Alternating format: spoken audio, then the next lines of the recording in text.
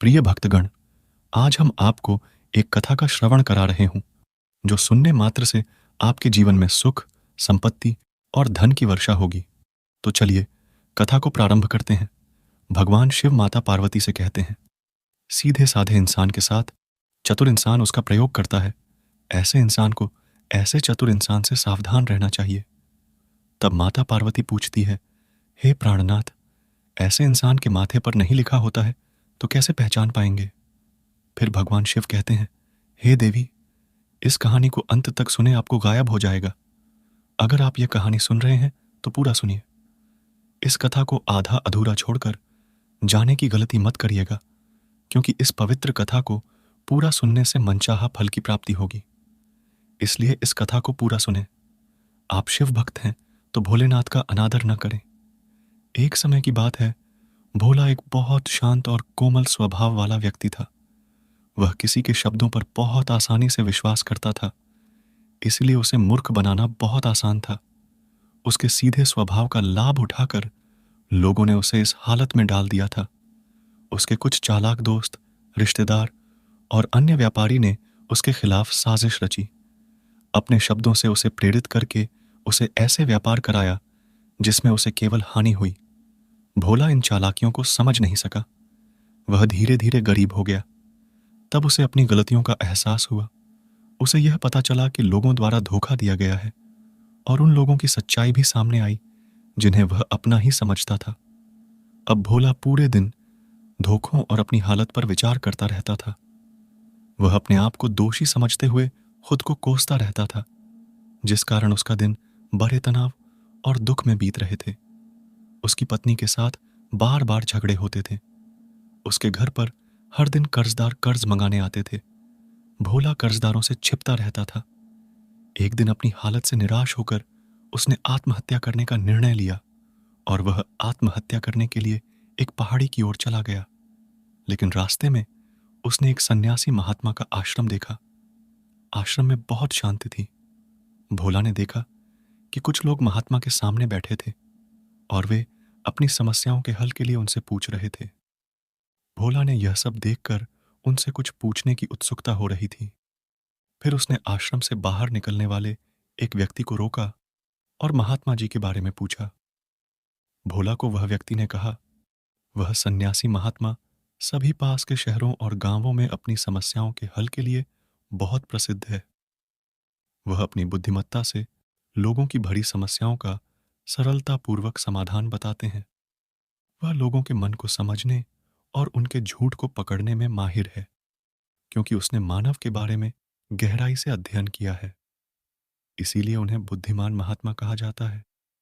अगर आपके पास कोई समस्या है तो आप उनसे समाधान के लिए पूछ सकते हैं। ऐसा कहकर वह व्यक्ति चला गया। इसके बाद भोला महात्मा के पास, प्रिय भक्तगण, आज हम आपको एक कथा का श्रवण शांतिपूर्वक बैठ गया और अपनी बारी का इंतजार करता रहा। शाम को पूरी भीड़ चली गई। अंततः भोला की बारी आई। उसने महात्मा को नमस्कार किया और दुखी मन से उसने अपनी सभी घटनाओं की कहानी सुनाई। महात्मा ने भोला की बातें बहुत सावधानी से सुनी और फिर शांत स्वर में जवाब दिया। एक व्यक्ति को इतना भोला नहीं होना चाहिए कि वह सभी के शब्दों पर विश्वास करे और दूसरों के कहने पर करने लगे। व्यक्ति के अंदर ही समझ और चालाकी होना बहुत जरूरी है, न कि इसलिए कि वह दूसरों का लाभ उठा सके या उन्हें मूर्ख बना सके, बल्कि इसलिए कि वह दूसरे चालाक लोगों के चालाकियों से बच सके और अपनी हानि से खुद को बचा सके और दूसरे जरूरतमंद लोगों की मदद कर सके। फिर सन्यासी महात्मा कहते हैं, आज मैं तुम्हें बताऊंगा कि तुम कैसे चालाकी से लोगों से अपना काम करवा सकते हो। आज मैं तुम्हें कुछ तरीके सिखाऊंगा जिन्हें तुम लोगों और परिस्थितियों के हिसाब से नियंत्रित करने के लिए इस्तेमाल कर सकते हो। आज तुम्हें यह भी पता चलेगा कि कैसे धोखाधड़ी करने वाले लोगों को पहचानोगे और खुद को उनसे बचाओगे। इसी तरीके से तुम एक सरल व्यक्ति से समझदार व्यक्ति बन सकते हो। लेकिन आज जो मैं तुम्हें बताने जा रहा हूं, उसे किसी बुरे काम में इस्तेमाल नहीं करना, बल्कि अपनी और दूसरों की सुरक्षा के लिए करना। अब आगे सिर्फ मेरे शब्दों को ध्यान से सुनो। पहला बात, जब एक चतुर व्यक्ति अपना लक्ष्य पूरा करना चाहता है तो वह अपने इरादों को पूरी तरह छिपाए रखता है। वह झूठ बोलता है और सबसे महत्वपूर्ण जानकारी को छिपाए रखता है। केवल वही बताता है जो वह हमें जानने के लिए चाहता है। दूसरा बात, दूसरों को गुमराह करना चाहने वाला एक चतुर व्यक्ति के लिए सबसे महत्वपूर्ण हिस्सा बनने की कोशिश करेगा। वह अन्यों को मैन्युपुलेट करने या अपने लाभ के लिए परिस्थितियों का दुरुपयोग करने की अनुमति लेने के लिए सबसे ज्यादा ध्यान आकर्षित करने का प्रयास करेगा। तीसरा बात, दूसरों को गुमराह करने वाले व्यक्ति बहुत अच्छी तरह से जानता है कि वह लोगों की भावनाओं से खेलने के लिए कैसे खेलें। वे विभिन्न परिस्थितियों में अपने लाभ के आधार पर भिन्न भिन्न भाव प्रकट कर सकते हैं। वे क्रोध, सभ्यता, मित्रता या दुख दिखा सकते हैं।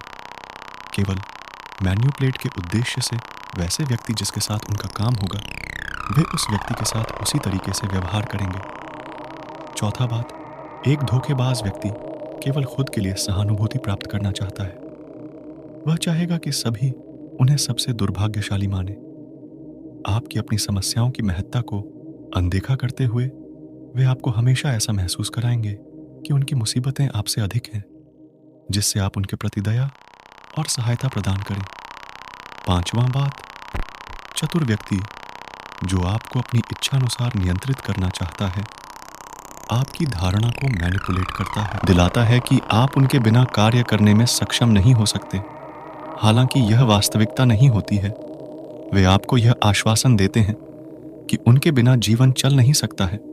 अपेक्षाशीलता को पोषित करके वे आप पर अपना नियंत्रण बढ़ाते हैं और वे आपसे अपने काम करवाते हैं।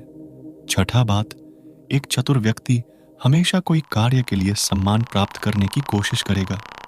उन्हें प्रशंसा मिलना चाहिए, चाहे वह काम किसी और ने कर दिया हो, क्योंकि वे इतने लोगों का ध्यान आकर्षित करने और उन्हें संलग्न करने की कोशिश करते हैं। चतुर व्यक्ति आमतौर पर सबसे कठिन कार्यों का काम दूसरों को सौंपते हैं, जबकि आसान कार्य खुद के लिए रखते हैं। हालांकि वे सभी काम के लिए दावा करने की कोशिश करते हैं कि हम कर सकते हैं। सातवीं बातें, एक धोखेबाज अपने आप को आपका सबसे अच्छा दोस्त बनाने का दिखावा करेगा। वे आपके सभी रहस्यों को जानने की कोशिश करेंगे, जिन्हें वे अवसर देखकर आपके खिलाफ उपयोग करना चाहेंगे। इसलिए किसी के साथ अपने रहस्यों को न बताएं जब तक आप उस व्यक्ति को अच्छे से जान नहीं जाते, क्योंकि धोखेबाज दोस्त होना सबसे ज्यादा खतरनाक हो जाता है। यह जानने की कोशिश करें कि कौन सच्चा दोस्त है और कौन नहीं है। आठवीं बातें, एक धोखेबाज व्यक्ति अधूरी जानकारी प्रदान करने का तरीका अपनाता है। वे केवल वही जानकारी देते हैं जो वे आपको जानने देना चाहता है। महत्वपूर्ण बातें छिपाकर रखते हैं। इसका कारण यह है कि वे छिपी हुई जानकारी का उपयोग उचित समय पर अपने लाभ के लिए कर सकता है। इस तरीके से वह अपने काम का श्रेय ले लेता है। नौवीं बातें, एक चतुर व्यक्ति अपने वचन को मान्यता नहीं देता है और अपने वादों को तोड़ सकता है जब उसे लगेगा। इस व्यवहार के पीछे का कारण विभिन्न हो सकता है। वे आपको कुछ करने से रोकना चाहेगा। हो सकते हैं वे अपने लाभ के लिए जानबूझकर अपने वचन को तोड़ सकता है। 10वीं बातें, धोखेबाज व्यक्ति बेखबर और मासूम बनने का नाटक करते हैं, यहां तक कि जब उनके पास किसी विशेष घटना या स्थिति के बारे में गायन होता है। वे चाहते हैं कि आपके मुंह से सब कुछ सीधे सुने, क्योंकि इससे उन्हें जानकारी इकट्ठा करने और भविष्य में आपके खिलाफ इस्तेमाल करने का अवसर मिलता है। इस तरीके से वे बातचीत को मानो बदल सकता है और यदि आवश्यक पड़े तो दूसरों पर आरोप लगा सकता है। दूसरों के साथ व्यवहार करते समय इस तरह के व्यवहारों से सतर्क और सत्यनिष्ठ रहना जरूरी है। वह मुझसे बात करेंगे और वह मासूम बने रहते हैं ताकि वे अपनी जिम्मेदारी से बच सकें। अधिक काम का बोझ उनसे से दूर रहे। वे इसे जानबूझकर करते हैं ताकि कोई उन्हें ध्यान न दे और वे महत्वपूर्ण कामों से बच सकें। 11वीं बातें, उंगली उठाना या दूसरों को दोषी ठहराना। चतुर व्यक्ति हमेशा कोशिश करेगा कि वह खुद को कठिन काम और महत्वपूर्ण जिम्मेदारियों से मुक्त रखते हैं। वे इस काम को उचित नहीं समझते हैं, उठाते हैं। वास्तविकता में उन्हें यह पता होता है ऐसे हालात में भी वे दूसरों पर दोष गढ़ने का आरोप लगाते हैं। 12वीं बातें, झूठी प्रशंसा करना। धोखेबाज व्यक्ति हमेशा गलत तरीके से तारीफ करते हैं। वे सिर्फ वह कहते हैं जो दूसरा व्यक्ति सुनना चाहता है, ताकि वे उन्हें मैनिपुलेट कर सकें, जब तक कि वे अपना लक्ष्य प्राप्त न कर लें। इसके बाद वे उसी व्यक्ति की खामियों और कमियों को दूसरों के सामने उजागर करते हैं। 13वीं और अंतिम बातें, आपके फैसलों को नीचा दिखाने की कोशिश करेगा। शुरुआत में एक चालाक और चतुर व्यक्ति आपके सबसे अच्छे दोस्त और आपके हितों के समर्थक बनने की कोशिश करेगा। एक बार जब वह जान जाएगा कि आप उन पर अंधविश्वास करते हैं, फिर वह आपके फैसलों को मैनिपुलेट करने की कोशिश करेंगे। वे आपको यह मनवाएंगे कि वे आपके लिए ये फैसले आपके हित में हैं, जबकि वास्तविकता में वे केवल अपने हित में लाभ उठाने के लिए करता है। वास्तविक में उस व्यक्ति को जानो जिससे तुम बात कर रहे हो। वही है कि तुम उसके कहे गए बातों को फिर से सुनो। उसकी कहानी के ढंग से तुम जान जाओगे कि वह झूठा बोल रहा है या नहीं। जब तुम उसे फिर से सुनते हो तो उस पर ध्यान दो, क्या उसने दोनों बार एक ही कहानी सुनाई थी या नहीं। अगर तुम किसी ऐसे व्यक्ति को जानते हो जो दूसरों को झूठ बोलता है, तो कभी भी उस पर भरोसा ना करो, क्योंकि जो दूसरों को झूठ बोलता है वह निश्चित रूप से तुमसे भी झूठ बोलेगा। इसके अलावा तुम्हें ऐसे लोगों से सतर्क रहना चाहिए जो दावा करते हैं कि उनके पास पहले बहुत सारा पैसा था जो अब डूब गया है। वह झूठ बोल रहा है। हो सकता है कि शायद उसके पास कभी बहुत पैसा था, लेकिन अब वह दिवालिया हो गया है। इसलिए बुद्धिमान व्यक्ति को कभी भी पैसे पर कष्ट नहीं होता है। व्यक्ति जो खुद पैसे को संभालने में कमजोर होता है, उससे सलाह लेना बुद्धिमता नहीं होती है। तुम्हें उन लोगों के साथ भी सतर्क रहना चाहिए जो व्यक्ति महत्वपूर्ण चीजों का ध्यान रखने के लिए पर्याप्त क्षमता नहीं रखता है। ऐसे लोग अपना व्यवसाय या काम संभालने में समर्थ नहीं हो सकते। एक समझदार व्यक्ति अपनी समस्याओं पर अधिक ध्यान देता है, बेकार की बातों में नहीं। एक और बात, जो व्यक्ति हमेशा अपने शब्दों को दोहराता है और हर चीज पर शपथ लेता है, वह व्यक्ति झूठा होता है। इसलिए ऐसे व्यक्ति पर कभी भी भरोसा नहीं करना चाहिए। अगर तुम सोचते हो कि किसी को अच्छी तरह संबोधित करने से हमेशा तुम्हारी इच्छा पूरी होगी, तो तुम गलत हो। तुम्हें याद रखना चाहिए, यह बात लोग वही चाहते हैं जो उन्हें कभी नहीं मिल सकता। इसलिए अगर तुम किसी काम को करवाना चाहते हो, तो उसे बार बार आश्वस्त करो कि तुम उसे वह चीज दिला सकते हो जो उसे खुद नहीं मिल सकी। इसे और प्रभावी बनाने के लिए तुम्हें 2 नियमों पर ध्यान देना चाहिए। पहला, वह व्यक्ति जिसे तुम नियंत्रित करना चाहते हो, उसे वह प्राप्त करना चाहिए जो उसे प्राप्त करना है, उठाते हैं। वास्तविकता में उन्हें यह पता। दूसरा, उस व्यक्ति का ध्यान रखो जब तक वह तुम्हारे नियंत्रण में नहीं आता।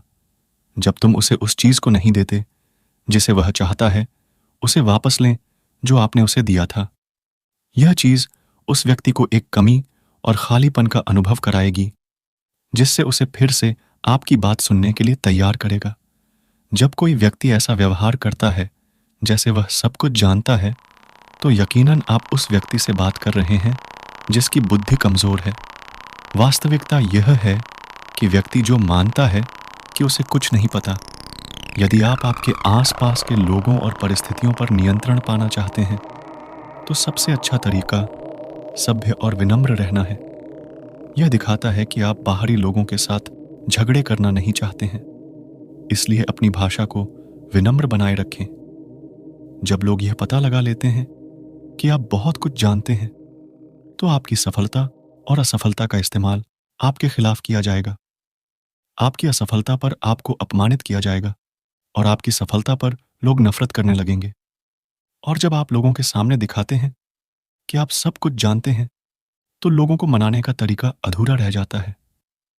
लोग आपको इस्तेमाल करने का आरोप लगा सकते हैं और वे आपको कोई अवसर नहीं देंगे।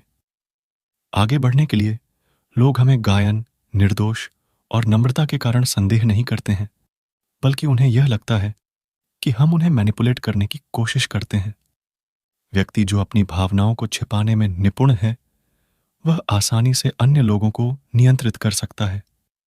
जब लोग जान जाते हैं कि आप विनम्र हैं और कोई झगड़ालू स्वभाव नहीं है, तो वे आपकी मदद करने के लिए आगे आना चाहेंगे। और शायद तब वे आपको अपने बारे में जानकारी देंगे जो आप उन पर नियंत्रण के लिए उपयोग कर सकते हैं। वे आपको यह सब जानकारी देंगे क्योंकि वे यकीन रखते हैं कि आप उनसे झगड़ा नहीं करेंगे। व्यक्ति जो सोचता है कि अपने अंदर सुधार की संभावना है, सफल होने की संभावनाएं कई गुना बढ़ जाती हैं। नम्र एक ऐसे व्यक्ति से आती है जो सोचता है कि उन्हें बहुत कुछ सीखने की आवश्यकता है, लेकिन व्यक्ति जो सोचता है कि उन्हें बहुत कुछ पता है, किसी को आसानी से भ्रमित कर सकता है। एक घरेलू व्यक्ति के रूप में आपको ध्यान देना चाहिए कि आपके पैसे कहां जा रहे हैं। जब तक आप वह चीज प्राप्त नहीं कर लेते हैं, अपने मेहनत के पैसे को खर्च न करें। इसका मतलब है कि शायद हो सकता है कि यदि कोई पहले ही आपके पैसे ले चुका है तो वह अपना वादा निभाए नहीं। उस व्यक्ति को पैसा देने से पहले उस वस्तु को प्राप्त करें जो आप चाहते हो। लोगों को समझाने का सबसे अच्छा तरीका यह है कि आप जानें कि आप किसके मन को बदल सकते हैं और किसके मन को नहीं। सत्य यह है कि आप किसी के मन को मैनिपुलेट नहीं। यदि आप किसी को मैनिपुलेट करने की कोशिश करते हैं जो आपको पसंद नहीं करता है, तो आपका सब समय, प्रयास और धैर्य बर्बाद हो जाएगा। इसके अलावा जब आप ऐसे व्यक्ति को बदलने की कोशिश करेंगे तो वह आपसे विवाद करेगा, चाहे आप कुछ भी करें। आप ऐसे व्यक्ति के मन को कभी नहीं बदल सकेंगे। आपको उससे बदलने की कोशिश करने से पहले ही रुकनी चाहिए। याद रखें, आप केवल उन लोगों को बदल सकते हैं जो आपको पसंद करते हो और आपका सम्मान करते हो। इसलिए यदि आप किसी को बदलना चाहते हैं तो सबसे पहले उनके साथ एक अच्छा सा संबंध स्थापित करें और उनके दोस्त बने। यह कहकर महात्मा ने कुछ समय के लिए शांत हो गए। फिर कहते हैं, अब मैं आपको ऐसी कुछ बातें बताऊंगा जिन्हें चतुर और धोखेबाज लोग दूसरों को ठगने और दुरुपयोग करने के लिए उपयोग करते हैं। हमारे जीवन में जहां हम रहते हैं वहां तुम्हें कुछ चालाक लोग मिलेंगे जो भोले लोगों का उपयोग अपने जीवन के लिए करते हैं। अब इन लोगों को कैसे पहचानें? जो लोग अधिक बातें करते हैं, तुम्हें इन्हें ध्यान से सुनना चाहिए, क्योंकि ये लोग भरोसे की कमी को पूरा करने के लिए बहुत सारे शब्द इस्तेमाल करते हैं। तुम्हें इन्हें ध्यान से सुनना चाहिए क्योंकि वे तुम्हें अपने झूठ के द्वारा बेवकूफ बनाने की कोशिश कर रहे हैं। वे लोग जो बार बार एक ही चीज के बारे में बात करते हैं, वे झूठे हो सकते हैं। फिर सन्यासी कहते हैं, ये तरीके जिन्हें आप लोग उपयोग करके चतुर व्यक्तियों के द्वारा धोखा नहीं खाने का प्रयास कर सकते हैं। भोला को जो जवाब चाहिए था वह सभी प्राप्त कर लिया। महात्मा को मूल्यवान जानकारी के लिए धन्यवाद किया और अपने घर लौट गया। दोस्तों, क्या आपको पता है कि भाग्य का लिखा कभी नहीं टलता? जो आपके भाग्य में लिखा है वो तो होना ही है। लाखों जतन करके भी आप उसे बदल नहीं सकते। आइए इसको जानें। एक पंडित और यमदूत की कहानी के जरिए। अगर आप इस चैनल पर नए हैं तो चैनल को सब्सक्राइब करना ना भूलें, जिससे हमारी अगली वीडियो आप तक आसानी से पहुंच सके। आइए शुरू करते हैं। एक गांव में एक बहुत ही ज्ञानी पंडित रहता था। वहां से कई मील दूर एक दूसरे गांव में उसका एक बहुत ही पुराना मित्र रहता था, जो कि बचपन से ही गूंगा और पैर से अपाहिज था। परंतु वह पंडित का बहुत ही अच्छा मित्र था। एक दिन पंडित को अपने मित्र की याद आई और वह उससे मिलने के लिए निकल पड़ा।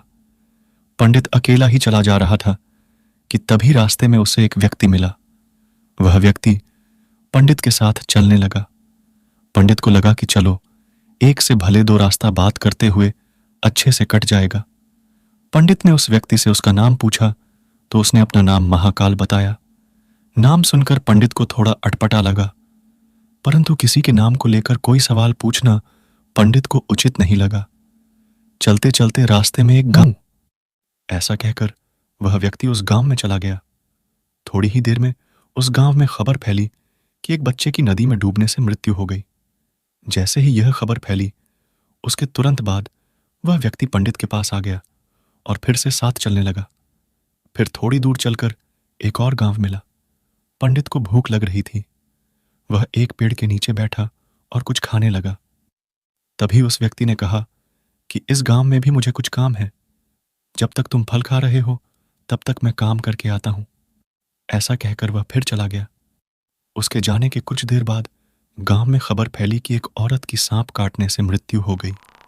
जैसे ही यह खबर फैली वैसे ही वह व्यक्ति पंडित के पास फिर से आ गया। वे दोनों फिर से चलने लगे। चलते चलते रात हो गई थी। पंडित ने बोला कि अगले गांव में किसी मंदिर में रुककर रात बिताएंगे और फिर सुबह आगे की यात्रा तय करेंगे। दोनों पास के गांव के एक मंदिर में रुके। तभी उस व्यक्ति ने पंडित से कहा कि तुम आराम करो, मैं कुछ काम करके वापस आता हूं। पंडित आराम करने लगा। तभी खबर फैली कि गांव के कुछ घरों में आग लग गई और आग इतनी भीषण थी कि कई सारे लोग उसकी चपेट में आकर मर गए। इस घटना के घटने के तुरंत बाद वह व्यक्ति फिर से पंडित के पास आ गया। अब पंडित को कुछ गड़बड़ लगने लगी। पंडित ने सोचा कि महाकाल जब भी कोई काम करने जाता है वहां कुछ न कुछ अनहोनी जरूर होती है। परंतु पंडित ने रात में उससे कुछ नहीं कहा। सुबह दोनों अपने गंतव्य के लिए फिर से चल पड़े। पंडित के मन में पिछले दिन की सारी घटना चल रही थी। पंडित ने महाकाल से पूछ ही लिया कि तुम जहां भी जाते हो वहां कुछ न कुछ अनहोनी जरूर हो जाती है, ऐसा क्यों? महाकाल ने जवाब दिया कि वह एक यमदूत है और जिस किसी की भी आयु समाप्त हो जाती है वह उनके प्राण हरण करने आता है। पंडित ने इस बात पर आशंका जताते हुए कहा कि यदि तुम सचमुच यमदूत हो तो बताओ कि अब यह मृत्यु किसकी होने वाली है? महाकाल ने जवाब दिया कि अगली मृत्यु तुम्हारे उसी मित्र की होने वाली है जिससे तुम मिलने जा रहे हो और उसकी मृत्यु तुम्हारी वजह से ही होगी। यह सुनकर पंडित घबराया और सोचा कि यदि यह सच में यमदूत है तो इसकी बात सच होगी, इसलिए अच्छा यही होगा कि वह अपने मित्र से मिले बिना ही वापस लौट जाए। कम से कम वह तो अपने मित्र की मृत्यु का कारण नहीं बनेगा। तभी महाकाल बोला कि तुम जो सोच रहे हो उससे कुछ नहीं होगा, क्योंकि यह नियति है और नियति को कोई नहीं टाल सकता। अब पंडित को यकीन हो गया था कि उसके मन की बात जान लेने वाला कोई साधारण मनुष्य नहीं हो सकता, बल्कि यह सच में यमदूत ही है। फिर भी पंडित ने निर्णय लिया कि वह अपने मित्र से मिले बगैर ही वापस चला जाएगा। ऐसा सोचकर वह वापस मुड़ा और अपने गांव की तरफ चलने लगा। परंतु पंडित के मित्र ने उसे देख लिया था और उसे यह बिल्कुल समझ नहीं आया कि होने के कारण वह पंडित को पीछे से आवाज देकर बुला ना सका। वह पंडित के पीछे पीछे भागने लगा, परंतु अपाहिज होने के कारण वह पंडित तक पहुंच नहीं पा रहा था। काफी दूर चलने के बाद पंडित को प्यास लगी और वह एक नदी के पास रुककर पानी पीने लगा और थोड़ा आराम करने लगा। तभी उसने देखा कि उसका मित्र अपनी पूरी ताकत लगाकर एक पैर से किसी तरह भागता हुआ बड़ी तेजी से उसकी तरफ आ रहा है। वह हैरान हो गया और अपने मित्र की तरफ बढ़ा। दोनों एक दूसरे के पास पहुंचे ही थे कि तभी पंडित का मित्र जमीन पर गिरा और मर गया। पंडित को कुछ भी समझ नहीं आ रहा था। तभी पंडित के मित्र के प्राण को ले जाने वहां महाकाल आ गया। पंडित ने महाकाल से पूछा कि ऐसा कैसे हुआ। तब महाकाल ने पंडित को बताया कि तुम्हारे मित्र ने तुम्हें वापस जाते देख लिया था और वहीं से वह तुम्हारे पीछे पीछे भागता हुआ आ रहा था। उम्र हो जाने के कारण तुम्हारा मित्र इतना कष्ट सहन नहीं पाया और हृदयघात से उसकी मृत्यु हो गई। इस तरह से अपने मित्र की मृत्यु का कारण तुम खुद ही बने। पंडित बहुत दुखी हो गया। फिर अपने आप को समझाया कि मृत्यु तो सभी की तय है। जो भी इस संसार में आया है उसे एक न एक दिन जाना ही है। कभी पंडित के मन में एक सवाल उठा और उसने महाकाल से पूछा, क्या तुम बता सकते हो कि मेरी मृत्यु कब होगी? महाकाल ने कहा कि किसी भी सामान्य जीव के लिए यह जानना उपयुक्त नहीं है, परंतु क्योंकि तुम ज्ञानी हो और तुम यह भी समझते हो कि हर किसी की मृत्यु तय है, इसलिए मुझे ऐसा प्रतीत होता है कि तुम अपनी मृत्यु के बारे में जानकर दुखी नहीं होगे। ऐसा कहकर महाकाल ने पंडित को बताया कि तुम्हारी मृत्यु आज से 6 महीने। और पंडित की मृत्यु का समय नजदीक आता गया। ठीक से नींद न पूरी होने की वजह से पंडित को नींद में चलने की बीमारी लग चुकी थी।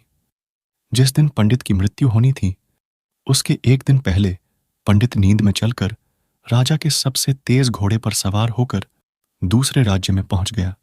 और वो न सिर्फ दूसरे राज्य में पहुंचा बल्कि दूसरे राज्य के राजा के महल के अंदर चला गया। रात्रि की अंतिम पहर होने के कारण सारे सिपाही नींद में थे और इस तरह पंडित राजा के शयन कक्ष में पहुंच गया और जहां राजा और रानी सोए थे वहां सो गया।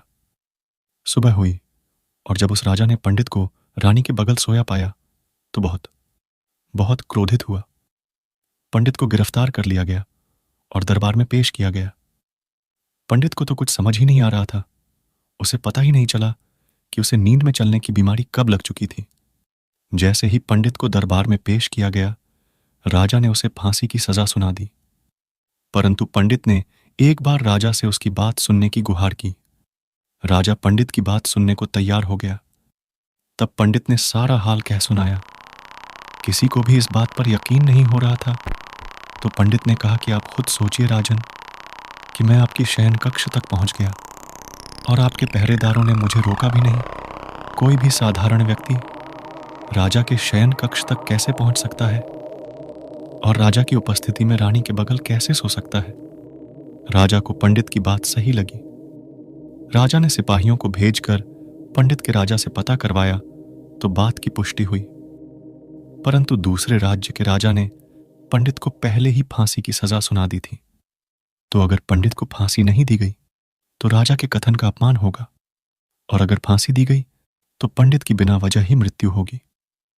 इस बात पर राजा के मंत्री ने बोला कि महाराज, पंडित को एक कच्चे सूत के धागे से फांसी लगवा दीजिए। इस तरह से आपके कथन का मान भी रह जाएगा और पंडित की मृत्यु भी नहीं होगी। राजा को यह सुझाव पसंद आया और पंडित भी बहुत खुश था कि वह मृत्यु से बच गया। पंडित के लिए कच्चे धागे के सूत का फंदा बनाया गया।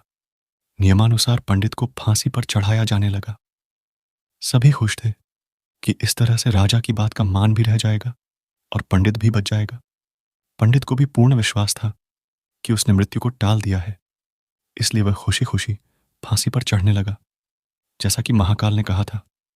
जैसे ही पंडित को फांसी दी गई, सूट का धागा तो टूट गया, परंतु उस धागे से पंडित के गले की एक नस कट गई। पंडित जमीन पर गिर गया और उसकी मृत्यु हो गई। किसी को भी यकीन नहीं हो रहा था कि सूत के धागे से किसी की मृत्यु कैसे हो सकती है, परंतु यह तो हो चुका था। नीति ने अपना काम कर दिया था और पंडित की मृत्यु हो चुकी थी। हम कुछ भी कर लें, भाग्य का लिखा कभी नहीं मिटा सकते, इसलिए किसी को भी ईश्वर ने भविष्य जानने की क्षमता नहीं दी है। आप खुद ही सोचिए कि यदि उस पंडित को अपना भविष्य नहीं पता होता तो अपना जीवन अच्छे से व्यतीत करता, न कि डर डर कर। तो दोस्तों, आप सभी अपने जीवन में भविष्य के बारे में चिंता न करते हुए अपने वर्तमान को अच्छे से जिएं, क्योंकि भाग्य में जो लिखा है वह तो होगा ही, उसे कोई नहीं मिटा सकता। उम्मीद करते हैं कि आपको वीडियो पसंद आई होगी। वीडियो को लाइक जरूर करें। यदि आपने चैनल को अभी तक सब्सक्राइब नहीं किया है तो कृपया चैनल को सब्सक्राइब करें